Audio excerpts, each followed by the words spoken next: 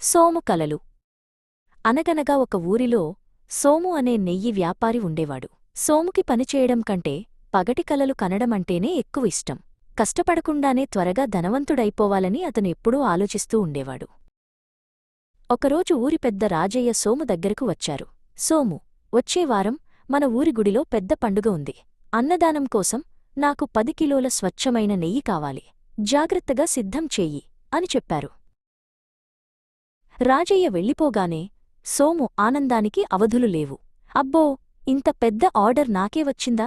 దీనివల్ల నాకు చాలా డబ్బులు వస్తాయి అని సోము తన వేళ్లతో లెక్కలు వేసుకోవడం మొదలుపెట్టాడు. అయితే సోము మనసులో ఒక దురాలోచన పుట్టింది. నేను స్వచ్ఛమైన నెయ్యికి బదులుగా అందులో సగం డాల్డా కలిపితే నాకేం నష్టం? ఎవరికీ తెలియదు కదా. ఇలా చేస్తే నాకు లాభం రెట్టింపవుతుంది అని అనుకున్నాడు. సోము ఒక పెద్ద మట్టిపాత్రను తీసుకున్నాడు. అందులో నెయ్యిని డాల్డాని కలిపి బాగా కలియబెట్టాడు. ఈ మిశ్రమం చూస్తే ఎవరూ గుర్తుపట్టలేరు. ఈ డబ్బుతో నేను ఒక పెద్ద మేడ కొంటాను అని తనలో తాను మురిసిపోయాడు. పండుగ రోజు రానే వచ్చింది. సోము ఆ నెయ్యి కుండను తలపై పెట్టుకుని ఊరివైపు నడకసాగించాడు. ఎండ ఎక్కువగా ఉన్నా సోముకి మాత్రం తన భవిష్యత్తు గురించి ఆలోచనలే గుర్తున్నాయి. సోము నడుస్తూ ఇలా కలలు కంటున్నాడు. నేను ఈ డబ్బుతో ఒక పెద్ద స్వీట్ షాపు పెడతాను. ఆ ఊరిలో అందరూ నా దగ్గరే స్వీట్లు కొంటారు. నేను రాత్రికి రాత్రే పెద్ద ధనవంతుణ్ణి అయిపోతాను. అతను కలల్లో మునిగిపోయి కింద చూడటమే మర్చిపోయాడు.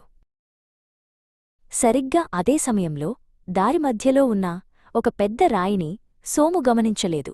అతని కాలు ఆ రాయికి బలంగా తగిలింది. సోము పట్టు తప్పి ఒక్కసారిగా ముందుకు తూలాడు. డబేల్ మని కుండ కిందపడి ముక్కలైపోయింది. అందులో ఉన్న నెయ్యి, డాల్డా మిశ్రమమంతా మట్టిలో కలిసిపోయింది. సోము కళ్లముందే తన ఆశలన్నీ అపహరణకు గురయ్యాయి. చేతిలో ఒక్క పైసా కూడా మిగలలేదు. రాజయ్య అక్కడికి వచ్చి జరిగిన విషయాన్ని చూశారు. సోము చేసిన మోసం నెయ్యి వాసన వల్ల తెలిసిపోయింది. చూశావా సోము, నువ్వు ఇతరులను మోసం చేయాలని చూశావు, కాని ప్రకృతి నిన్నే మోసం చేసింది అని రాజయ్య అన్నారు. సోము తన తప్పు తెలుసుకుని తలదించుకున్నాడు.